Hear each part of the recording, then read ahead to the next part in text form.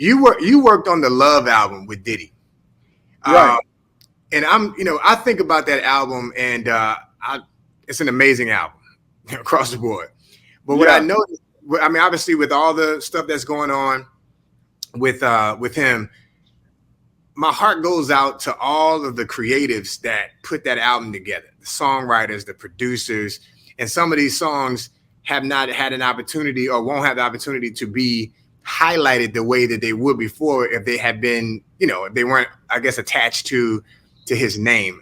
Do you have I mean, I know I'm sure you put a lot of work into doing that album. Do you have anything? How do you feel about that? Man, you know what, man? You hit it right on the nose what you said, man. It's like that was a really good album, man, because I spent what, maybe a year? Hmm. I touched every record except for maybe about two of them, man. Wow. So I got the before and the afters, man. And it was a lot of producers and writers and people that was demoing the songs, man. They put their heart and soul into that album, man.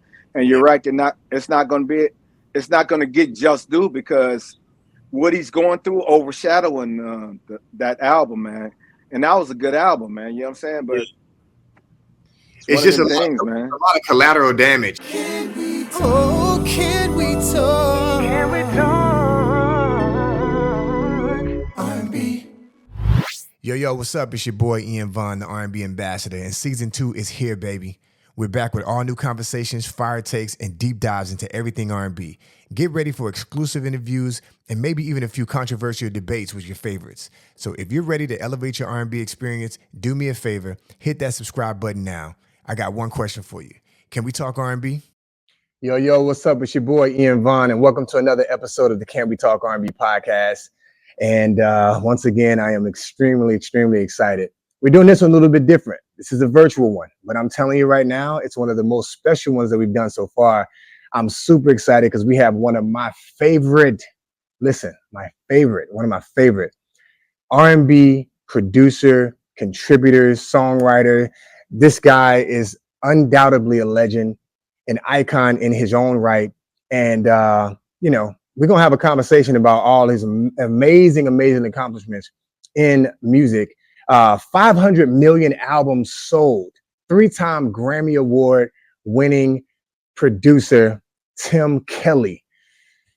Y'all don't want to miss this one. What's up? Yo, hey, you short me, man. I done sold 600, believe it or not. Come Man. on. You short me by 100 million, and Well, you missing a Grammy, man. I won 4. Oh my! Listen, come on. I'm doing my best. I'm doing my best. 100 million. I can't leave 100 million on the table now. Oh, that's a lot right there, right? Absolutely. Goodness gracious, man. Thank you for joining us on the Can We Talk, R&B podcast. Oh, And man, no problem. Pleasure's mine, money, man. Yeah, man. Thank you for making the time. This is a special one because, we started this show to introduce R&B contributors, songwriters, producers, executives to have conversations about R&B music across the board. And myself as just a lover overall, a fan of R&B music, a singer-songwriter in my own right. But when I listen to guys like yourself who literally, I'm just so excited to have you because I've literally been listening to your music and been inspired by your music since I was 10 years old, 11 years old. And it's seriously, and it's been a significant DNA, a part of my DNA makeup, some of the songs that you've been a part of for my whole life. So I'm just, to have you on here, I'm super geeked, man. Thanks, man. I appreciate it, man. When I started, I was like, I don't know, like maybe like 18 or 19. So when you say it, it sounds like I'm really old. Yeah, but I just started when I was a kid, man. You know what I'm saying? Absolutely. So I didn't know what I was doing. I was just trying to find myself. So I was experimenting a lot, and I was, tripping over things as I was going. You know what I'm saying? Yeah, I got you. Well, I think about so just kind of looking at your story, and we'll talk about it. So you're from you said you've been doing music since you were young. You're from Illinois, is where you got started, like watching or listening to your dad's band? Absolutely, man. I'm from Peoria, Illinois, and then I moved to Chicago, and then I moved to Detroit, and I started working with some gospel there. and Gotcha. BB and CC commission wine and all that stuff. Then I after was that, raised on that. yeah. And then I ended up moving to Atlanta, and that's when Dallas, you know what I'm saying, discovered us, man. Absolutely. So We Dallas also. So you guys. So just for the audience, people know. I guess your the fame came from your production duo, you and your ex partner Bob Robinson. So it's right, Tim and Bob. So yeah. so how'd you guys meet? How that even like coming from Illinois to get to Detroit? How'd you get to that point? Okay, so what happened was this. This is really funny how it happened, man.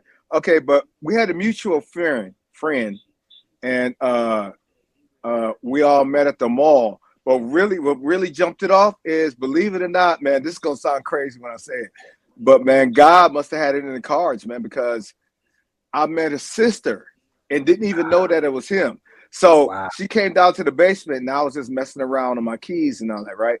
She was like, "Hey, man, my brother got to pick me up, man." She was like, "I just had somebody drop me off from my job." And I was like, "Oh, okay." All of a sudden, man, we heard a horn kept going outside, right? Right, So I right. go outside, I look, and I see it's Bob, man. I'm like, this is his sister right here. This is Yeah. crazy, man. Come on. So I ended up meeting Bob through his sister, and Bob was like, "Hey, man." So we met in the mall at first, from our mutual friend. But then Yeah. Bob was like, "Hey, I'm going to get my keyboard, and then I'm gonna come back. Is it okay?" I'm like, "Yeah, go ahead." So he Nice. went and got his keyboard and came back. From that day, we was inseparable, man. We saw each other every day. Matter of Wow. fact, he moved in with me, man. Wow. Yeah, Wow. So yeah. so he So played keys. So but you're a multi-instrumentalist yourself. You play keys, guitar. What all yeah, this? I play. Let me see it. Let me see. I played, and when I say this is what I really master in, is bass, the real bass, Hmm. guitar, piano, Hmm. keyboards. Piano and keyboards, whatever. They're all the Hmm. same because they're all the same notes on there. Yep. Trumpet. I played that in grade school. Nice. My dad played the trumpet, so I learned how to play the trumpet. Then I learned how to Nice. play the flute and the clarinet because my sister played that in high school band. And so anything with brass, I know how to play it. You know what I'm saying? Because Gosh. it's like it's the same notes, man. You know what I'm saying? So So that's both treble clef and bass clef. exactly. Yeah. Yes.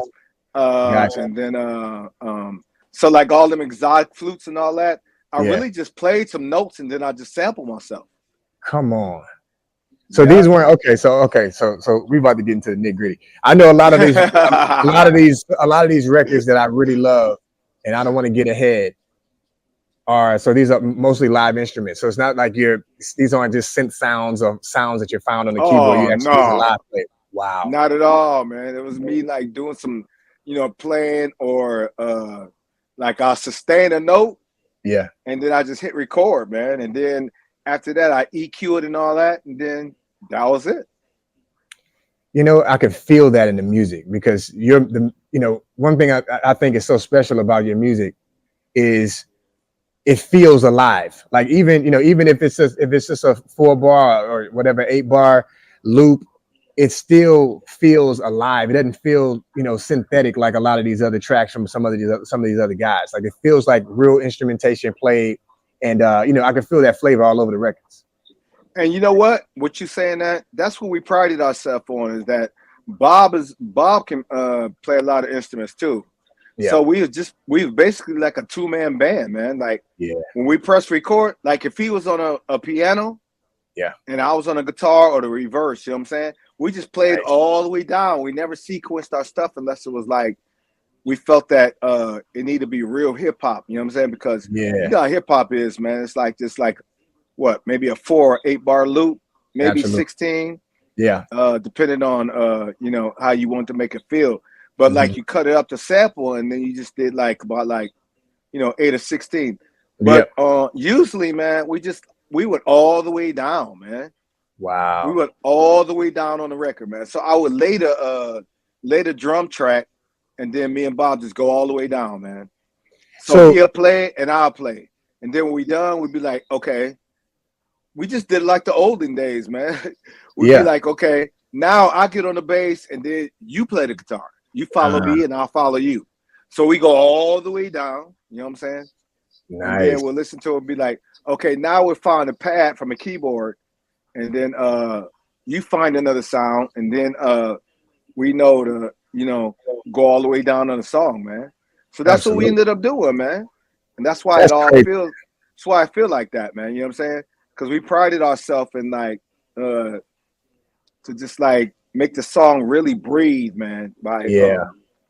doing it live, man. Because and then by the end, we wanted the song to kind of like climax, man. So the only way to Absolutely. do that is really, really get all the way inside the record and do our thing. You know what I'm saying?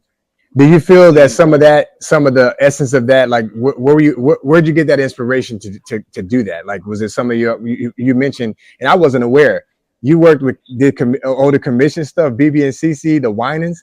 I literally yeah. grew up like like these. I put those guys up there with all the greatest of all time because I literally grew up in the '80s, heavy on commission, heavy on the Winans, heavy on, and really Clark Sisters Winans commission. It was just that's pretty much how I grew up listening to how I grew up listening to music before I even got into R&B. So when I hear your music, for you to say that, I'm like, did you get inspired from those styles of music? You know what's crazy is that Inspiration.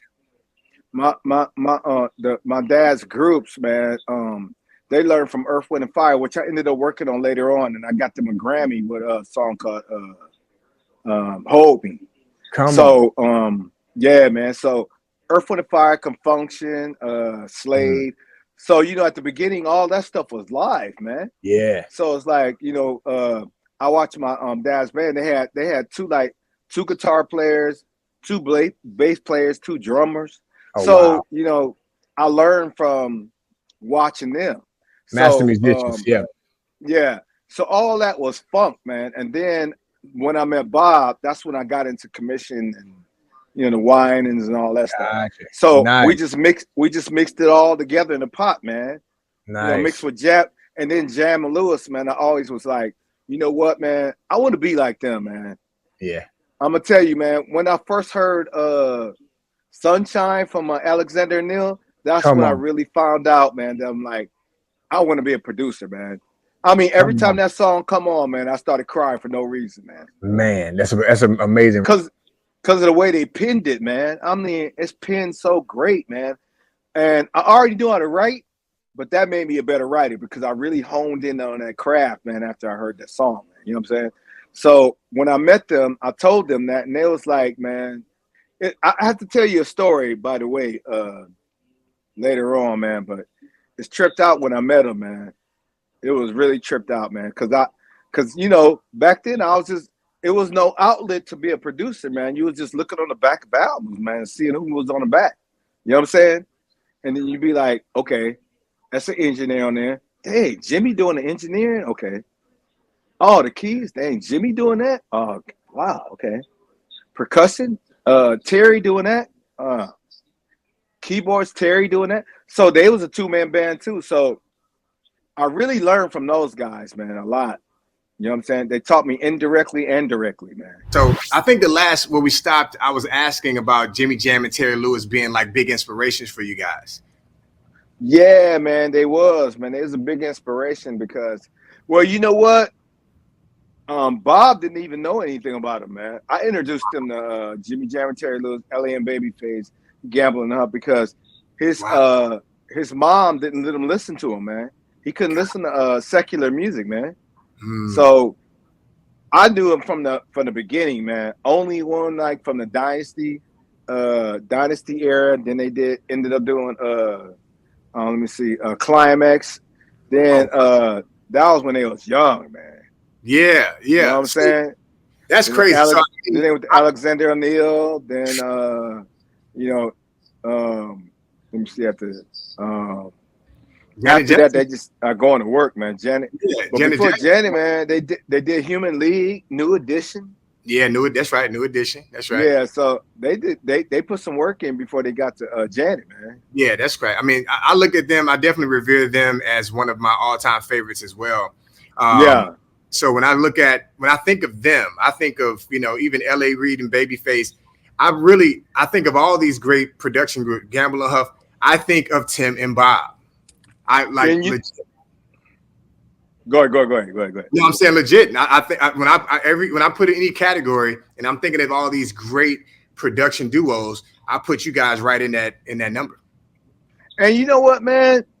I think so too, man. You know what it was is that when Teddy came in, Teddy Riley. That's right. When Teddy came into play, and then Jam Lewis came into play, I was like, okay. So I think I want a mixture of both, man. You know what I mean? But I want to go a little deeper. So I made sampling a big part of what we did, but then I kept it sweet, like Jam Lewis too. That's So right. I had the rough bottom, and I just kept it sweet at the top. You know what I mean? So is that okay? That makes all the sense in the world. So yeah, you guys, I know you guys' signature sound became. I mean, obviously, again, it was records you guys were doing that I wasn't aware of, like 50 Candles. You know what I'm saying? Like Vibing from Voice. I didn't realize you guys had done those, and I mean, I always loved those records so much. Like 50 Candles, I legit will be singing that song to girls on the phone in like junior high school. You know what? Thanks, I appreciate that, man. Yeah. But nah, that was again, you know, those songs was just us experimenting with our sound, you know, messing around with the sound, trying to tweak it and get it right. That's right. And then our first hit was "Get It Up" from TLC on the Poetic Justice soundtrack with Tupac. That's right. Tupac and Janet. That was our first. That was our very first hit record. That went #1 for us. After that, I remember that, man. It wasn't no turning back, man. We just kept going and we didn't look back. That was the thing, man. It's like when we met Jam and Lewis, they was like, man, you know what the thing is? You got to do it and move on, man, because you know, especially if you don't have control. Yeah. You know what I mean? If you don't have control of it, you got to just do what you do and let it go. It's because you don't have no say so on the label on how they market and promote it, or if they put a lot of money into it or not. You really don't know. You just got to just do what you do and then turn it in.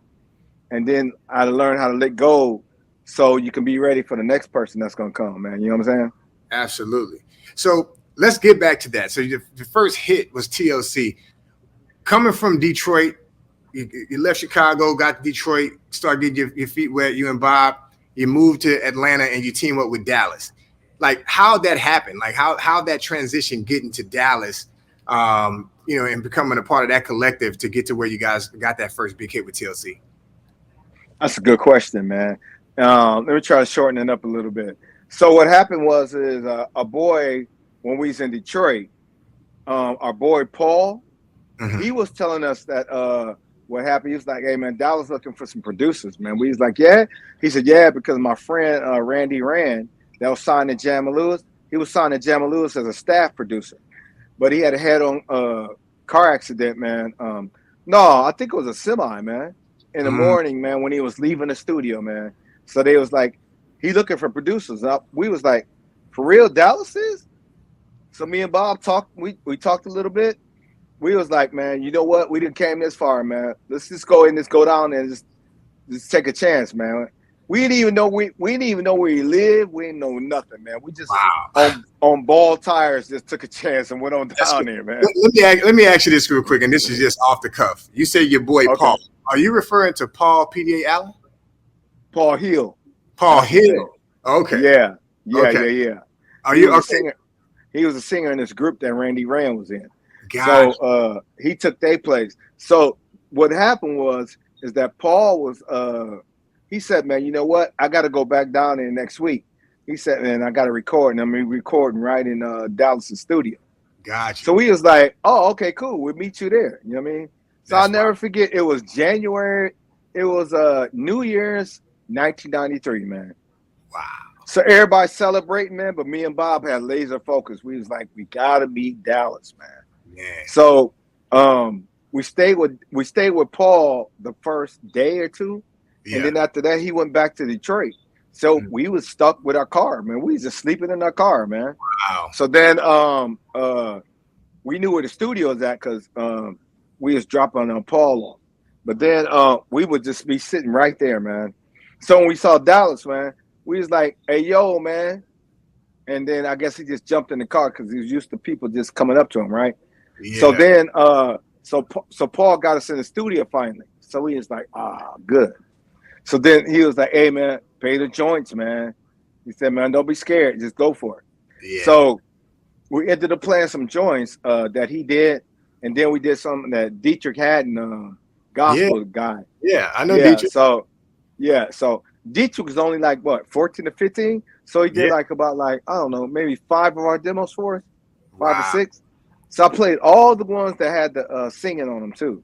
Yeah. So if we did have a chance, we could tell Dallas that we wrote those joints 100%. Shout out to Dietrich. You know Dietrich has got a great voice, amazing voice. Man, Dietrich is ridiculous, man. Ridiculous. So anyway, man, we played the joint, and then a guy by Dave, he was like, it was a party in the studio too because Dallas was already done. We're building the studio out. So Arrested Development, TLC, whole bunch of people was in there.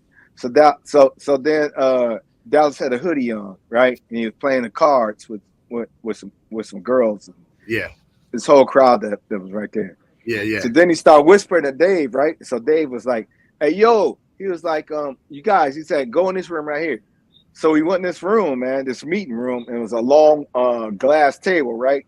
So me and Bob was like already trying to figure out how to get back, right?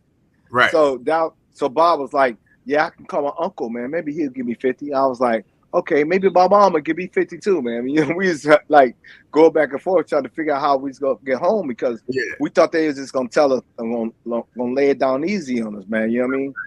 So Dallas comes in and then he took his hoodie off. He was like, hey, man, y'all two are the baddest dudes, man, that then walked in these doors, man. So I'm looking around for the trick camera, man. Yeah. Because you know we coming from Detroit, man, in the hood on the floor, man. Come on. So I'm looking around, man. I'm like, what you just say? He's like, man, yo. He said, who do what, man? I'm like, well, I'm like, for the most part, man. I mean, anybody can get on and do anything. I said, but I'm the one to do the drum prim and I mix, you know what I'm saying? And then after that, it's like anybody's business. Like, you know, we play all the instruments and write, man. He was like, hey, man, I'll tell you what. I'm finna put some equipment in his room right here in Studio D. It was a studio right there outside the door, right? If you go around the corner. He said, I'm put some equipment in there, and then I'm gonna leave y'all. He said, I got to go to New York. He said, and then about a week I'll be back. He said, and then I want to see what y'all did. Do you know, man? We did not leave the room, man. We stayed in there all day, man. So in about a week, we came up with about like maybe 40 or 50 joints. Come on. You know what I mean? He came in and was like, man, you know what? He said, wait. So while the record is playing, while one of the new records was playing, he was telling us this. He was like, I got Tina Turner, I got TLC. He said, man, I'm bummed out. He said, man, I don't even want to do it. So I'm like, here we go again, man. I'm looking around for the camera, man. So I'm like, wait a minute, TLC? That did Hat to the Back and Ain't Too Proud to Beg, all this, man, and you want to give them to us? Yeah. Tina Turner, Tevin Campbell. You know what I'm saying? I'm like, this is crazy, man. Come on. So I'm like, all right, come on, let's go. You know what I mean? So sure enough, man, he gave us the sessions, and then we was driving to the mall, cause we had got a 2-bedroom, and we was driving. And when I start switching the CD, I heard TLC Get It Up. Man, we pulled over, man, and we was jumping up and down, going crazy. I called my mom too, man. I was like, hey, Mom. I was like, hey, man, remember that song TLC I showed you, man? Get It Up? I'm like, it's on the radio right now. So I put the phone to the radio. It was just like a movie, man. My mom was like, oh, my goodness, you made it. I'm like, yeah, it's time to go now. I'm like, I ain't looking back. I said, trust me. I said, I'm about to go crazy. I said, I'm not going to look back. Come on. It's only forward from here. Man. And you know, ever since then, man, we just kept going, man, from artist to artist, man, and never looking back, man. So you guys, I I mean, I remember. I mean, so at this point, you guys just took the game over by storm. Let me ask you this: you guys literally have worked with so many artists. I mean, speaking for yourself, do you have a favorite artist or favorite writer or I guess a favorite artist that you've worked with throughout the years? You know, was one of the favorites that I worked with, man, was Bobby Brown. When we Come did on. Forever album, Yeah. that was a because you know what, Bobby get a bad rap, man. He's such a good guy. He'll literally, and I mean this seriously, he'll give you the shirt off his back, man. Come on. Like if you say, man, where'd you get that shirt from, man? I love that shirt, man. He started unbuttoning, like, for real, here, take it. Wow. Or you be like, hey, man, I love your watch, man. He like, oh, this Rolex right here? Here, I got two of them, man. Here, you can have it. He just give it to you, man. And you'll be like, you just giving me a watch, man? That's like, crazy, man. Okay, thanks. But man, MCA didn't market and promote that album because he was doing New Edition at the time. Yep. And he was recording his last album for MCA, and then they was going to go back and renegotiate, man. But he got off the label. That was his last go around for MCA. So they didn't really market and promote it, man. And we put our heart and soul in that album, man. I think that took like a year, man. And we did it in so many different cities, man. So how's that like? Tell me how that feels. Tell me how that feels to you. Like you put your heart and soul in a project, and then for whatever reason, the labels or different things, the powers that be, something happens to where those songs don't really see the light of day the way you aspire them to. Like, tell me about that. Man, you know what, man? I'm gonna tell you right now, man. Seriously, this is gonna sound crazy, but it's really true. Yeah. Probably 70% of our music didn't come out. Didn't see the light of day. Wow. And they was projects that was crazy. I'm talking about Athena from Cut Close. We did a solo album on her with our deal we had with Capitol. We did her whole album. It didn't see the light of day. Wow. Couple projects we had on DreamWorks when we had our label deal. We got a label deal with them. That never, though we did the whole album, never came out. So when we did Bobby V, we was like kind of jaded, man. Like, this ain't gonna come out, man. We was like, man, I can't see it, man. Like, cause when I was going to movies, man, Asian movies before I go to the studio, right? Yeah, right. So I would get that sound. Actually, I had the sound when I was in Atlanta, but I was like, nobody's gonna like it. You know what I mean? I was like, let me wait till we get an artist, or we do most of the album, and that sound, I'll introduce that sound. You know what I'm saying? But I had I was doing them on my floor, man, and then Bob would hear it, and then he would put this thing on it. You know what I mean? But the samples was carrying the songs, man, and the beats. So we just didn't put that much on there, man. We kind of made it, wrote them really slick, man. Yeah. So the lyrics and sample will really carry the song. You know what I'm saying? Right. Like Slow Down, Tell Me, Brian McKnight, Used to Be My Girl, Be My Donnell Girl. Jones. You know what I'm saying? So a lot of them records, man, was a sample was driving, man. You know what I mean?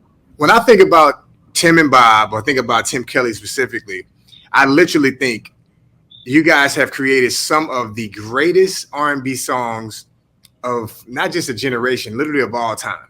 Like, and I can just roll off a few of them, and we're going to talk about some of those in a little bit more detail. So when I think about, you mentioned Bobby V, Slow Down, but when I think about Case, Missing You, right, that record is just such a special song. Can you tell me how that song came about? How'd you guys come up with the concept for that record? Man, you know what's crazy, man, is we did it on Joe at first. Yeah. So we that was a start first because we did it on Joe, and then Kedar, that was his manager. He was like, "That's too poppy, man. Nah, man." Then he changed his mind later on. But to go back, so Jojo Brim's real good friend of mine that was at Def Jam. He was our point person for the label. So he heard it and he was like, I think Case's I think Case should record this, man. Is this available right here? Yeah. So, you know, Kedar said he paid us for it, but Yeah. he said he didn't want it. He said it was a pop record. I'm like, yeah, it's available. He was like, I'm like, it's good. He was like, all right, let me get Case there in a couple of days or so, man. And this will be the first one y'all start with. So we started with that, and then we did like then he went back, and then Lior was like, oh man, y'all gotta do like half the album, man. We was like, all right. Yeah. So man, you know what I'm saying? So we wrote, man, about like what, 5 records, man. So we came up with like 5 gems, man, and 5. Well, I take that back. We did like maybe like 8, but 5 of them made it. So I got 3. I got 3 left over. Nice. But the ones that made it, man, we set the tone for the album. I think we set a good tone too, because everybody else just like fell in line, man. You know what I mean? Because I saw an interview. I'm sorry. I'm sorry. I didn't mean to cut you off. Go ahead. Oh no, go ahead. Go ahead. I saw an interview of Case talking about him recording that song, and he said, "Man, you guys had him in there singing his ass off, like, you know, he hadn't been singing songs like that." He said you guys had him doing like pulling everything he had out. You know what was crazy, man, is that he said he did a song before that, a day before that, and he didn't know if he was going to keep it or not, but he went hoarse, so he had to stay in his hotel room, man, and kept drinking tea and all that kind of stuff for like 2 days, man. Then he came in, so you know when at the end when he go, I can't sing no more. He really meant that, man. But it was when he said it off. So what I did is I slid it so it can be like on the beat. Gotcha. You know what I mean? Gotcha. But he really meant that. Like, I can't sing no more. Baby. Yeah, man. He really couldn't sing no more, man, because we said, man, go ahead and try it a couple times. Let's see what we get, man. He's like, all right. So he did it. He sung it down, and he didn't say it at first. Yeah. So then I said, okay. Now I said, you know what? I got something to work with, man. Let's see if you can do it again. Yeah. He sung it down, man, and he got hoarse, and then his voice went out after he said they can't sing no more. You know what I'm saying? Come on, that's crazy. So I just kept it. I kept it in the mix, man. Yeah, you know what I mean? Because I mixed everything that we did, man. You know what I mean? I was an engineer too. Gotcha. So you guys are all, and when we talk about 100%ers, you guys songwriters, producers, multi-instrumentalists, and you engineer all the way down, man. Come on. When I tell you from the top to the bottom, I engineered it, mixed it. Me and Bob played all the instruments. We wrote it. Yeah. On and on and on, man. We even went to the mastering, man, because we had to make sure, you know, they didn't damage it like real crazy, man. We was like, nah, I don't need that much bass, man, because you know when I was mixing it, I was thinking about it's already got plenty of bass, so you ain't got to do that. That's right. Because if you do, you're gonna ruin it, man. You know what I'm saying? Yeah. Because I learned that from listening to our songs on the radio. Because trial and error made me be a better mixer. You know what I'm saying? I'm like, why does that sound like that? I don't remember, man, putting that much mid in there or putting that much bass in it. So I learned from trial and error, man. You know what I'm saying? So let me ask you. It got me a lot better. Let me ask you this. Being that you guys, you know, just being, you know, done all the incredible work that you've done over a long span of time, right? So from the early 90s up to even now, how do you feel about R&B today? I mean, it's a couple cats still holding torch, man, but like, I mean, man, you know, now I don't even know what the hook is now, man. Yeah. And then what's the main melody, man? Because they go to like 6 different melodies, man. Yeah. So it's like 6 different melodies, and then you're like, where's the hook? Because they're rap singing now, man. You know what I mean? Yeah. The singer, they put them all out of business, man. If you think about it, man, like Trey Songz, Bobby V, Lloyd, all them, man, they can't even come back, man. They can't even get on the radio. Yeah. Because the rappers want to be singers now, man. It's crazy, man. I do feel like there's some sort of resurgence starting to happen. Are you feeling that? It is, yeah. I agree with you. Yeah. Yeah. Like maybe like let me see if I can name some artists. The Isley Brothers, they're one of the Isley Brothers, their daughter, man, she's doing some good stuff. Alex Isley. Yeah, she dope.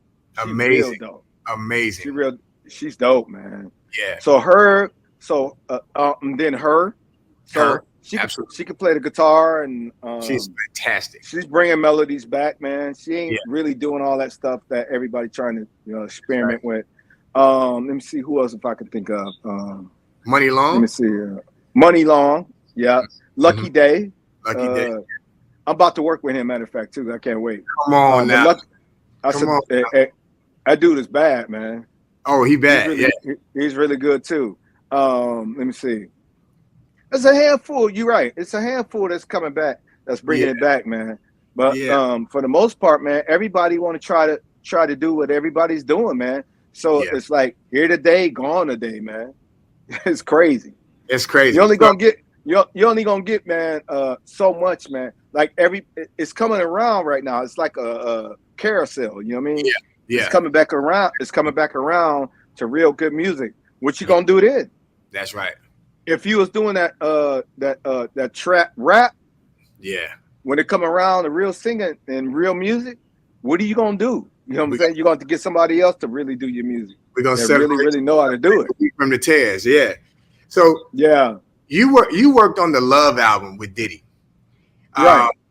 And I think about that album, and it's an amazing album across the board. But what I noticed, I mean, obviously with all the stuff that's going on with him, my heart goes out to all of the creatives that put that album together, the songwriters, the producers, and some of these songs have not had an opportunity or won't have the opportunity to be highlighted the way that they would before if they had been, if they weren't, I guess, attached to his name. Do you have I mean, I know I'm sure you put a lot of work into doing that album. Do you have anything? How do you feel about that? Man, you know what, man? You hit it right on the nose what you said, man. It's like that was a really good album, man, because I spent maybe a year? I touched every record except for maybe about 2 of them, man. Wow. So I got the before and the afters, man. And it was a lot of producers and writers and people that was demoing the songs, man. They put their heart and soul into that album, man. And you're right, it's not gonna get just due because what he's going through overshadowing that album, man. And that was a good album, man. You know what I'm saying? But it's just a man. lot of collateral damage. You know what I mean? In terms of all of the musicians and songwriters, producers. Because I think about like someone like myself, and I've been writing songs, working with artists as an artist, independent artist myself, and I think about like, man, when we putting these work in, we really trying to, we want to make some sort of impact, and then having the opportunity to be on a Diddy project, you're like, man, this is like one of the biggest projects of the time, and with all the amazing artists on it, and then obviously, unfortunately, all this stuff is happening at the same time to where the creatives aren't able to just do. You know what? What's the guy named that shot old girl in the foot? Oh, Tory Lanez. Making a style. Tory Lanez. Man, I'm gonna tell you, man. I did a record with him, man. That is so crazy, but it didn't make the album, man. Wow. Because of what happened with him. Wow. So when we was doing the album, and then when they came to the end of when they was picking the songs, they had to keep his off, man, because of that situation right there. So the end result of what's going on right now is overshadowing how good that album really is, man. It's a lot of artists on there, man. So artists, dope producers, man. You're saying that Tory Lanez record that you were doing was gonna be on the Diddy album? Yeah, it was dope. It's so dope, man. And I did another record with Tank, Lucky Day, and let me see who else was on there. Summer Walker. Ooh. But it didn't make it. It didn't make it either. So where's that song? I got it. You know what I'm saying? I'm gonna send it to you. So you can have it. Please send that to me. Give me when we done, man. Give me an email. I'll send you some stuff, man. Man, it's a lot of records that I didn't make it, man. Wow. It didn't make the cut, man. But you know what? That's the way it go, man. You know what I mean? It's like you do records, you put your heart and soul into it. Yeah. And then you got to find a way to let it go after that, because really don't know if it's gonna make it or not. You know what I'm saying? You got to So learn how to like release, man.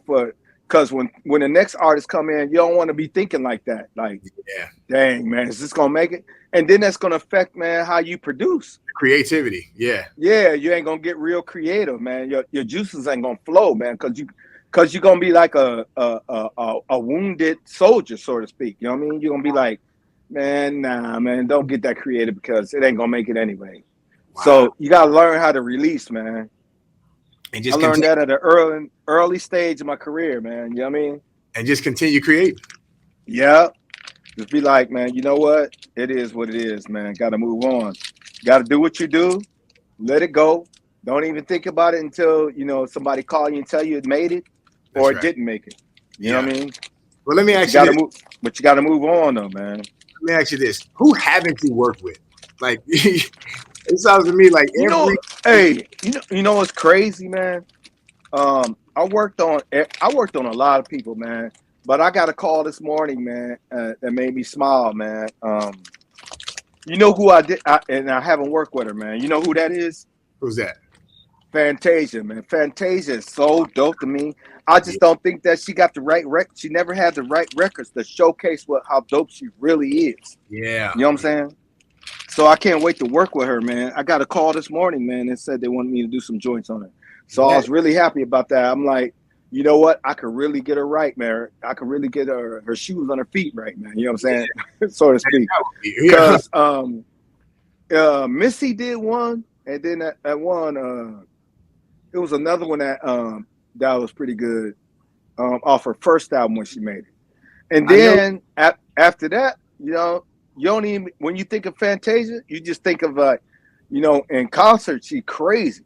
Or when Right. you see her on like on the Grammys or like American Music Awards, Right. you be like, she's good, man, but never had records that really, really stuck. You know what I'm saying? Yeah, So it's that one of those records that I'm trying to think of the name of it that she did that that's one of her big records that everybody loves. I think it's the same one what I'm talking about. Yeah, is it Truth Is? Truth is, yeah, you're Yeah, right. I think it's Truth Is. Yeah, it is. You're right. Yeah. I mean that Fantasia is definitely one of the greatest voices of this generation for sure. Absolutely, man. She embodies Aretha Franklin. She embodies I Toni mean, Clark. She got all of the greats, man. all of the She greats got wrapped up in all there. her rhythms, all that, man. She embodied all of the greats in the one person, man. I can't wait to hear that. So she deserved, man, a hit record. You know what I'm saying? Make Somebody sure like that deserves a good record, man. look. Make sure I don't have to say this, but make sure you do something that's gonna make her quiver that lip. You know, when her lips quiver, she about to Oh really kill. yeah. Don't worry, I got you. Don't worry about it. Yeah. I'm Okay. gonna send it to you when I'm done too. Oh man, I can't wait to hear that. So we have a segment called the Deep Dive, and this is what I consider to be literally. I cannot think of 10, 15 songs since this song has come out that is better than this song in R&B music. I'm not saying that they don't have them just as good, but I can't think of 10, 15 songs better, and that is Right. Justin B. They Don't Know. What were you thinking about when you guys created? You know what, man? That's one of them ones where you like, you just do it and you're like, I don't know, because we're coming after Babyface, man. Someone to love and all that stuff. That's right. So we just did the record. We just put them in the booth and we just went back and forth, man. You know what I'm saying? When we wrote it, that was the first time I started doing it, man. You know what I mean?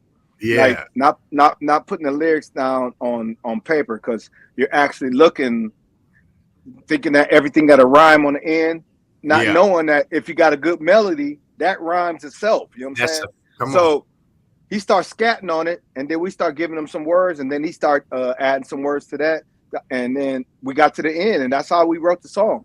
So we was like, I was kind of apprehensive because I was used to writing the words down.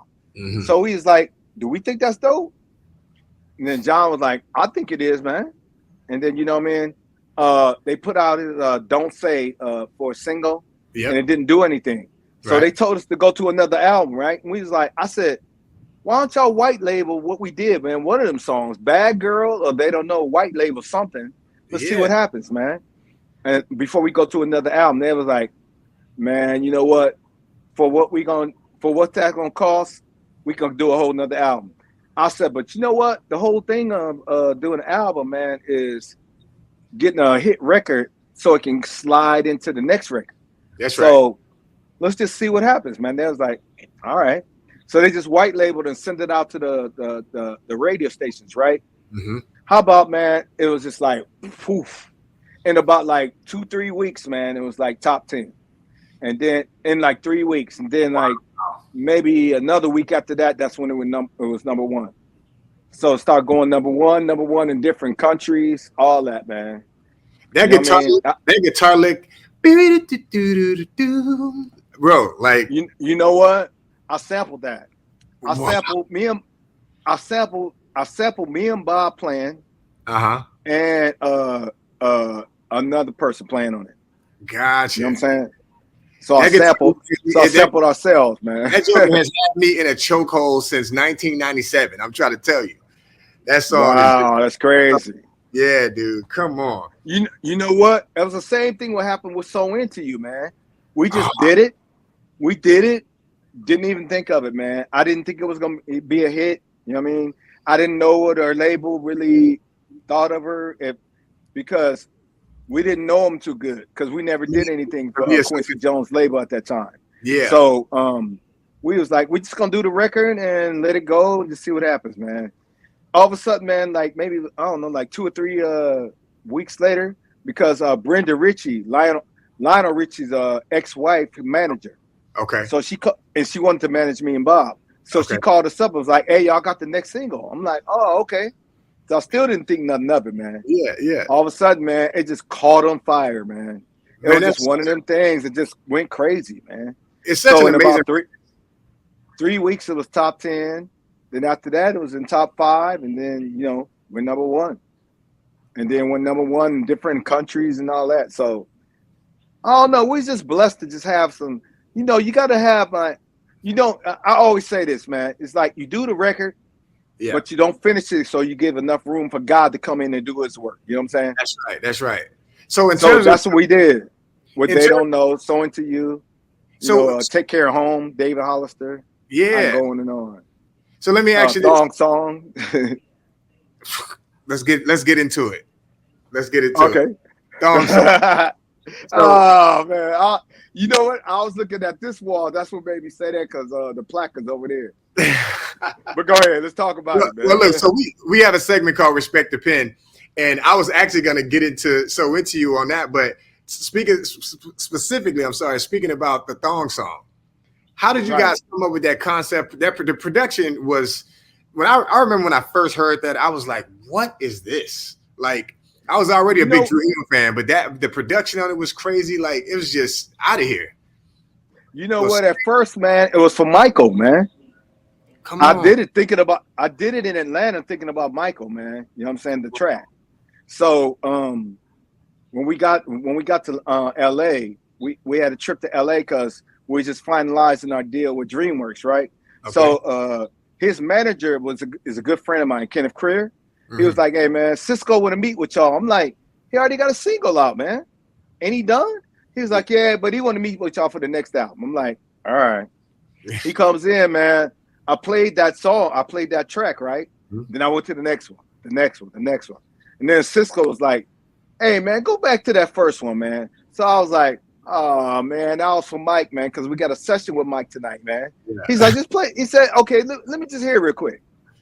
I was like, all right. So I went back and I played it. He was like, hey, man, you know what? I got to have that, man.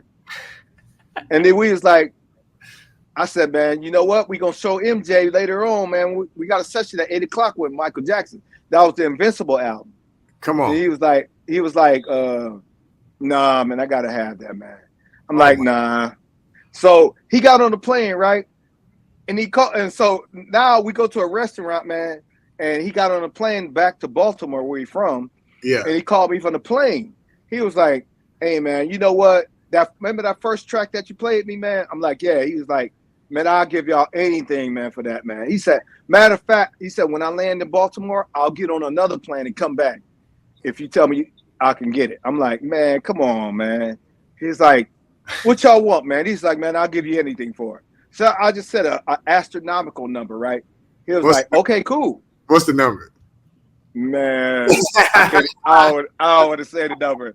Just it was crazy. I just threw a crazy number out. Yeah. And he was like, put it this way, it's in 100 something. You know what I'm saying? Because I was trying to make him say, that's too much, man. That's right. But when I said the number, man, he was like, okay. So I got myself stuck. I'm like, oh man, now we gotta really give it to him, man. Golly, man. Because he paying us, man. So at the time, Bob's baby was just got born in Atlanta. So he went back. Okay. And he didn't think that Sissel was gonna land and get on another plane and come back. Mm-hmm. So sure enough, Sissel, by the time Sissel came back, he had the session ready, man. So me and him was in there, and we came up with the hook first. Yeah. So Cisco said, "Hey, man, you know what? This going so fast. It sound like, man, like a girl dancing, man. She dancing so crazy that her skirt come up and you can see her thong." Yeah. So I said, thong. I said thong to thong. And then he said, oh yeah, thong to thong thong thong, man. He said, man, let me mess with something, man. So he started scatting. So I said, no, say this. And then all of a sudden, man, we had just the hook at first. Yeah. So I called Bob. First I called my mom. My mom was like, I ain't never heard that from you before, man. She was like, wow. She was like, that's going to be a hit record. She said, just from the hook, that's going to be a hit. Yeah. So I hung up with her, and then I called Bob, and then Bob was like, hey, man, I got to come back, man. I'll be back there, man. So I'll be back in a couple of days, man. I was like, all right, cool. So we got another session to do the verses, and then Bob came in, and then I don't know, man. It just organically just came together, man. Special, you know, from the verses, man. You know what I'm saying? Your special song. And then he said, "Living la vida loca." But when he said that, I told him, I said, "Hey, man, we're gonna get sued from you saying that, man."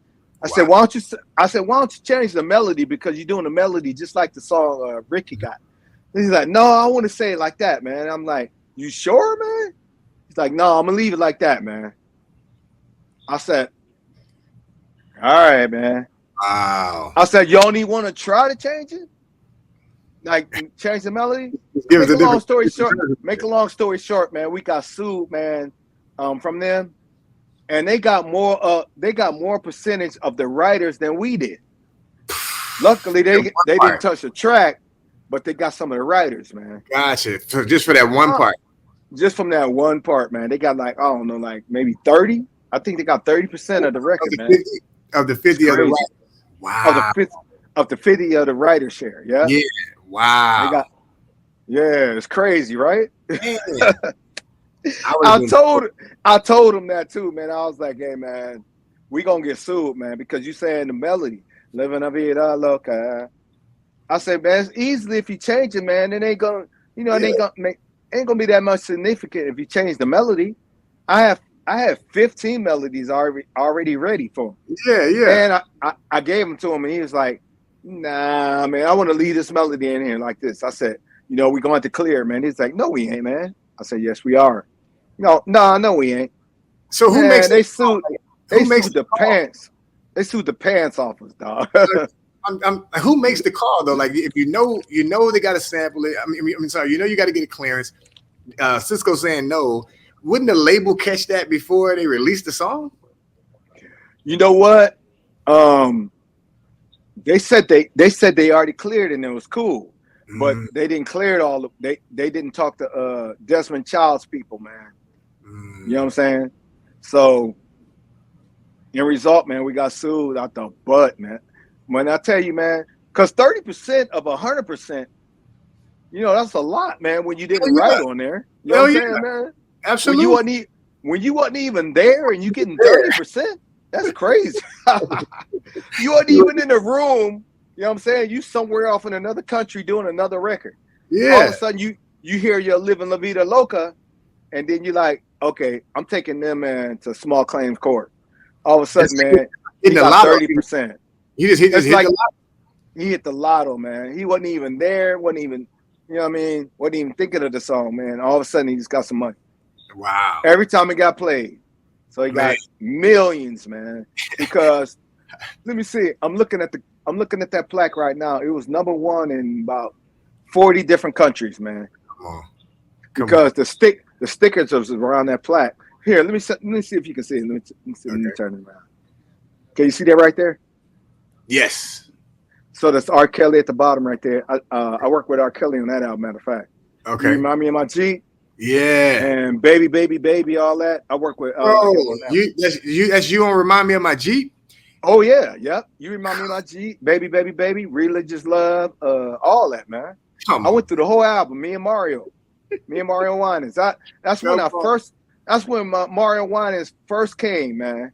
Come on. Shout out to Mario. So that was that Detroit connection. That was that Detroit connection, man.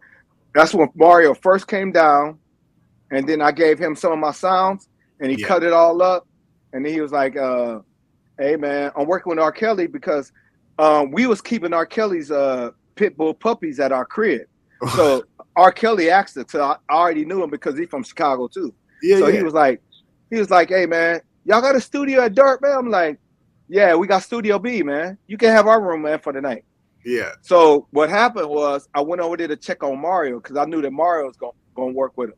Yeah. So when I went in there, Mario was already doing the tracks, man, doing some drum programming and some keyboards and all that. Yeah. So I just jumped in, man. Come on. And, I was thinking that he was going to take care of me, man, but he didn't, man. Wow. He gave me a little bit of credit on that album, but not, he didn't take care of me. You're saying R. Kelly didn't take care of you or Mario didn't? No, R. Kelly, man. He didn't take care of me or Mario, matter of fact. Yeah, got you. Wow. So, because back then everybody was jockeying for position, man. Of course. And he wanted to say that he produced everything. He didn't want to give a lot of people credit, man. It's funny. So I'm sitting here, and I told you earlier, it's so many records that I didn't even know that inspired me that you guys were a part of. And I'm hearing this that you guys Remind Me of My Jeep. That joker, that was like '96. That was the jam. Let me tell you, man. Go back and listen to Monica. Now I'm Gone. Yeah. And then listen to You Remind Me of My Jeep. Come on. It sounds the same because I never turned the drum machine on. I use the same drum. That snare came from Funkin' for Jamaica, man. Come on. Yep. So I sampled that snare from Funkin' for Jamaica, and the kick too from Funkin' for Jamaica. I just put another one under there, and then I just flipped it. You know what I'm saying? But Now I'm Gone drums and You Remind Me of My G drums the same. Go back and listen to it. You're gonna see. You're gonna be like, yeah, Tim was telling the truth, man. That's because I never turned my drum machine off, man. Wow. Come on, man. I never did. I left it on, man. And then what I did is copied the sounds, and then I just took it in studio. So I was in Studio D when I did that, and I just copied the sounds, and I went in the Studio B, and then I put the sounds in Mario's MPC. You know what I'm saying? You remember when they had floppy disks back then? I just threw it right in there. Sounds popped right up, and then we did You Remind Me of My Jeep. Come on. Same drums, man. Same drums, man. That's craziness, man. Ain't that crazy, man? That's crazy. I know, now I'm hearing it in my head, and I'm like, okay, I can hear that cadence. Yeah, man. Yeah. Wow. Same drum programming, man. We just put different keys on it and stuff like that. Man, you have stories. Yeah. So is there? You mentioned Bobby Brown as one of your favorites. Is there, in terms of vocalists, do you have a favorite vocalist? A favorite male vocalist? Favorite female vocalist? Let me see. Not necessarily my favorite, man, but let me name a few, man. Number one is Joe. Joe is unbelievable, man. Come on. Oh, my goodness, man. Then you got Sean Stockman from Boyz II Men. You got Wanye. Your screen got a little off. There you go. Oh, there you go. Yeah. So Wanye, Sean, Joe. Yeah. I mean, golly, man. Then Dave Hollister's crazy, man. My favorite singers. I can't really, you know what I mean? I work with Tank, so Tank is ridiculous, man. Ridiculous. I can't really say one because I work with so many crazy vocalists in my life, man. You know what I mean? It's hard to say. Ron Isley. You know what I'm saying? Let me ask you this real quick. You just mentioned Tank. I watched Tank on an interview recently, and he mentioned the question was asked to him in terms of a versus. Who would he want to do a versus against? And he mentioned Joe. What are your thoughts on that? I think they'll go tit for tat. Tank is crazy, man. Oh, vocally, he's out of here for sure. Tank is a bad boy, and so is Joe. Joe's yeah. unbelievable too, man. And Yeah. they both got range, man. I mean, that'll be a good one, man. It really would, man. Because Joe's my favorite singer. Like he's my favorite singer. Yeah, So, Joe's one of my favorites too, man. Yeah. I gotta say. Yeah, he's my. He got it all, man. He can do anything. Yeah. And then, as far as females, man, you know who I'd say hands down that I think is the baddest chick that we work with? Twinkie Clark, man. Of course. Twinkie is not Twinkie. I'll take that back. Karen Clark. Karen Clark is one of the baddest, man. Karen Clark, shit. Oh my goodness, man. But even when you know what? She was doing so much crazy stuff when I worked with her that I had to tell her to pull back, man. Come on. I had to be like, okay, you know what? On the first hook, man, sing along with the hook, so it won't be so crowded. You know what I mean? I had to pull her back, man, because she was doing so much stuff, man. From the beginning to the end. Was that on the Finally album? That was a Second Chance album. Second Chance. Okay. Yeah. I actually did more than that. I did about I think 2 made it on there, but we did about 3 or 4. And then that's how her daughter got signed from that album, because she was hoarse when she got off the plane. Yeah. And her daughter did the demos, and then Sylvia Rowe heard the demos and signed her right on the spot. So that's how Kiki got with EMI Gospel. Yeah. I remember that. That's how Kiki got on, man. Wow. From doing the demos. Wow. So she was like, who is that doing the demos, man? I'm like, that's Karen's daughter, man. She was only about I don't know, 15, 16. She was like, oh, man, I got to see what's up. Make a long story short, man, she got signed, man, that same week, man. Man, shout out to Clark Shears, shout out to Kiki, and shout out to her other brother, Jay Drew. He's a bad producer, too. I don't know if you're familiar. Is it Jay Moss, you mean, or Jay Drew? No, Jay Drew. Jay Moss is Karen's cousin. Right. Yeah. Or nephew or something like that. He dope, man. I think he's their cousin. Jay Drew is Karen's son. Wow, okay. And he's a beast producer. But shout out to Jay Moss too. I did a record. Shout out. I did a record with Jay Moss and PDA some years ago when I put out a gospel project, way back in the day. So definitely fantastic singer, man. Jay Moss is one of the coldest. He's one of the coldest. Jay Moss is silly, ain't he? Man, you know, from hanging around Twinkie and Karen and all them, he had to be dope, man. No doubt. He had to end up being dope, man. You know what I mean? Just sitting around, just watching them, man. Yeah, he's one of the greatest. And listening, man. You know what I mean? Yeah. It's like you get all them runs that they got and all that ability, man. But from a male's perspective, man, you know what I'm saying? Yeah, he's one of the coldest ever. More people need to check him out. That's my guy too, man. Yeah, Jay Moss. Yeah. Speaking of, when you said, is it somebody that I haven't worked with?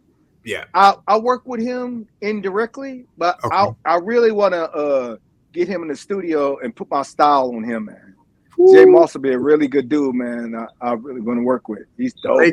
Make it happen. I actually was messaging, ironically, chopping it with Paul, his production partner, PD80, not long ago. Oh, yeah. Yeah, so I know. Yeah, okay. So when you said Paul earlier from Detroit, my mind went to him. I just thought maybe. Oh, got you. Yeah. So no, there's a different dude though. Gotcha. So we're gonna switch gears real quick, and we're getting close to wrapping up. So okay, Mount Rushmore of producers. Who would you put on that list? How many? Because I know I man, it's so many. The Rushmore is traditionally. You gotta give me a number. So let's say top 4 producers. Okay, definitely Jammin' Lewis. Yeah. Teddy Riley. Yeah. LA and Babyface. Gamble and Huff, and Quincy Jones. Come on. Yeah, you can't go wrong. I know I said 5. I said 5, but you can't go wrong. Yeah. And then, you know, if we had to say 6, I'd say me and Bob is a 6, somewhere in there. You know what I mean? Yeah, In y'all, no particular order, but you know what I mean. y'all definitely in that mix for sure. Okay, so 90s. So in terms of the 90s, well, I'm gonna ask you this: when was your favorite era of R&B music? You just said it. 90s. Yeah. Why? You know why, man? Because in the 90s, man, if you think about the 90s, go back in your head, man. Yeah. Everybody went platinum or double platinum or triple platinum. If That's you right. went gold or platinum, it was almost a disappointment to a label. They That's was right. almost ready to drop you, man. Think about SWV, like triple platinum. You know what I mean? Yeah. Quadruple platinum. TLC was it? I got a old plaque right there. That's 11 million or 12 million right there. Silk platinum. Yeah. 112, which I discovered them. They was Forte at first. Come on. They went double platinum. So you discovered 112. Yeah, we did. Wow. Yeah. And then the guys that didn't, you know what's so crazy is the guys that didn't make it, they got in a Jagged Edge. Hold on. So we had them. We had both artists, man. Hold on. Dallas didn't. He didn't like them for some reason, man. I don't know what it was. And it wasn't nothing personal. It's just that he didn't feel it, man. So one of our boys, man, got some of the demos and stuff, and showed Jermaine Dupri, so he signed him. So, wow. So Forte 112 were right. Some of the members of Jagged Edge were in that group? Yeah, because our barber, because Dallas was like, hey, man, you know what? If y'all find somebody, man, I'll sign them, man. So we tried Destiny's Child at first, right? Okay. He didn't sign them. So we got them, and we ended up getting them signed to Columbia. Okay. And then we found Forte, you know what I'm saying, which is 112 now. 112 now. Yeah. And he was like, I don't know, man. Something about them, man. I'm like, is it their clothes, man? We'll take them to the mall and get that. You know what I'm saying? We'll fix that. Yeah. Because they were some church boys, man. You know what I mean? Right. He was like, nah, I don't know, man. I'm just not feeling them, man. I'm like, wow. So make long story short, man, one of the A&Rs that was working at Dallas label, he showed Puff, and then Puff did a whole album on him and turned it into Clyde. Clyde was like, what happened to the demos, man? They don't sound like you. He's talking about the songs that we did on them. Yeah. So he's like, nah, man, I need the demos, man. He said, you got to put them songs on there. So Puff had to call us, man. He called us late one night when we was coming from the studio, like 3 a.m. And he was like, yo, man. He was like, I'm just sitting here listening to these demos, man. He's like, they don't sound like the demos, man. So I got to get y'all down, man. I'm like, you know what? You're going to have to, I said, you're going to have to convince Dallas, man, because he mad at this situation. So he said, I'll call him tomorrow. Man, they was cussing each other out for an hour on the phone, man. Dallas was not having it, man. Nah, man, I ain't da-da-da-da-da, man. Because, you know, we were signed to Dallas, man. We couldn't just go by ourselves, man. That's right. So Dallas's brother Squirt, man, rest in peace, man. He died, but he was the grown person in the room. So he was like, you know what, man? He was like, Tim and Bob got the keys to change these guys' lives, get them out the hood. Yeah. You know, change the whole family's lives, man. You got to let them go ahead and go, man. Spread their wings. You know what I'm saying? They can really make this group hit. You know what I'm saying? So that's when Dallas had another call with Puff. He was like, you know what, man? I don't want to do it, man. But my brother said, man, let Tim and Bob come on over to New York, man, and let them work with him, man. So we told Wanye to meet us there. And then Now That We're Done and Can I Touch You was going to be on Boys and Men album, the 2 album. Okay. So I don't know, man, why them didn't make it on there, man, but I can hear that too. They made it on there. I think because Wanye wrote it by himself, that the group had apprehensions, man. You know what I'm saying?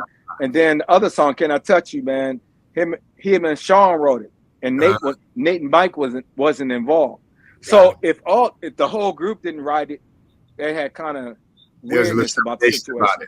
I got you. So you know what I mean. So we was like, all right, we'll just keep it for somebody else, man. So what we did, we told Wanye, he's like, hey man, what about Can I Touch You, man? And Now That We're Done. I'm like, yeah. So Now That We're Done was the first one we recorded when we got to New York, man. We stayed there for like a year and worked on that album, and then we worked on Soul for Real, Heavy D, Rest of Soul, Heavy D, and some other people we worked on. True Boys and Men remix. True legends. So, see now you just said something that just triggered something to me. Boys and Men remixes, right? I'm one of those deep diving guys. I remember that. I love it. I remember so that. So then you remember Vibe in the remix then that had Tretch. 100%. With LL. You know what? Man, Tretch is my boy, man. He was my first pick. You know that? Wow. Because the label said, you know what? All y'all make y'all list of who y'all want on the remix, man, and who y'all want to do the remix. I'm like, I want to do the remix, man. What y'all talking about? They was like, okay, cool. We'll give y'all a shot at it. Yeah. So we had the joint. We sent to the boys, man. They was like, oh man, this is crazy. So by the time we got to the Philly, they had already had their pick. Right. So they had Method Man. Yeah. Method Man, Craig Mack was hot back then. That's a soul. Yeah. But Craig Mack with Flavor in Your Ear. And then Buster, we already knew him from Dart from Dallas. Yeah. And then we picked Tretch. So it was Tretch, Busta Rhymes. LL wasn't on that? No, LL wasn't on there. No. Okay, I remember Tretch, okay. Tretch, Buster, Method Man, and Craig Mack. Got you, man. I remember that song. I remember the video. There was like in a boxing ring. I remember that. You know what you thinking about? You thinking about Hey Lover. No, well, that's Hey Lover was with LL, but I'm saying like the song with Tretch, Craig Mack, Method Man, Vibin' remix. I remember that specifically. But when you just said LL, I thought I was like, no, you're right. Yeah, when I thought LL, I was like, yeah, that was on that. It was Hey Lover when they Boys and Men got on that. But that was a fun time, man. That was a fun time. That was when everything was popping in New York instead of in California, man. It was crazy. Yeah. It's like if you wanted to get on something, you had to fly to New York, man. They were heavy. That's the East Coast family vibes. It sure was, man. Yeah. Everything was on the East Coast, man. Yeah. And then it started trickling to Atlanta a little bit. Yeah. But for the most part, man, everything was in New York, man. Every time we had to do a major meeting, or try to get a production deal, song deal, something like that, you had to go to New York. Wow. So when I think, I can talk to you all day. Like I know I got so many questions and so much more that I'd like to ask. You know what? Let's do it again, man. Let's do it some other time, man. We can do it. Whenever you're ready, man. I'll talk to you, man, because we only scratched the surface of what I've done, man. So of course, we need to do it again. We need to do it again anyway, because we haven't even talking about what I'm doing right now. You know what I'm saying? You know what? Well, we can talk about it right now. Yeah, we can talk about it right now. Like, do you have a new project coming out? You know what? I'll tell you what. If let's see, it's today Friday. Yes. If you call me if you hit me next Friday, I'll be able to tell you everything. A whole nother segment we can have. I'm telling you right now, this is what we're gonna do. I'm actually gonna be in LA next week. I'll just tap in with you and we'll see what that schedule looks like. But one thing for sure, I want to meet you in person, shake your hand. Matter of fact, we got some hoodies, some merch for you. If the time works out, I'm able to see you in person and give you the stuff, or I'll mail it to you. Whatever works for you, we'll figure it out. But Tim, it's such a pleasure, man, and an honor to have you on the show, have these great conversations. Thanks, man. We 100% gonna keep this line open because I got you. Man. You got to send me some of those, man. You know. So hit me anytime. I'll send you some records, man. You know, man. I like to share my stories, man, to maybe help some up and coming producers too, man. You know what I'm saying? So absolutely. That's why I love talking about what we was doing and how we came up and the records we did and why they did what they did and all that stuff, man. You know what I mean? You are literally one of the greatest producers, songwriters, musicians in R&B music of all time. Period. Thank you, man. Thank you. I appreciate that, man. 600 million. I appreciate that. 600 million albums is not nothing to cough at. Like, that's not a lot of people. Nah, you know what? You know what it was, man? It's because, like I said, in the 90s, man, you know, you think about it, it wasn't no internet. You had to actually go in and buy physical copies, man. That's right. That's right. So, you know, if it's something like 2 million, 3 million here, 20 million here, 12 million here, this counts up, man.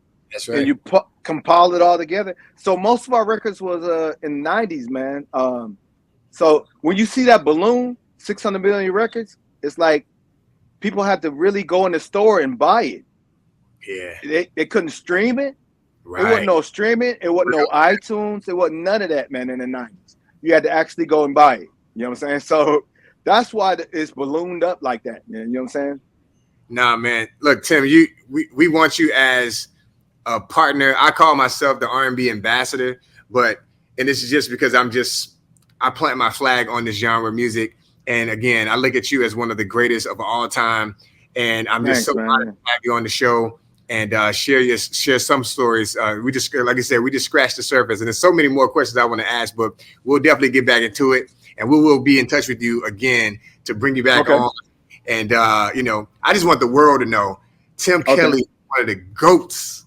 So, so it's all love, man. So God bless you, and thank you, man. Same to you. I'll be signing off, man. Thank you so much. Okay, Hang no on, problem, man. I'm part of the family. Yes, sir. Yes, sir. Can we talk? Oh, can we talk? Can we talk? R&B. Thank you so much for listening. If you enjoyed this episode, please give us 4 stars and leave us some feedback. This helps our show grow,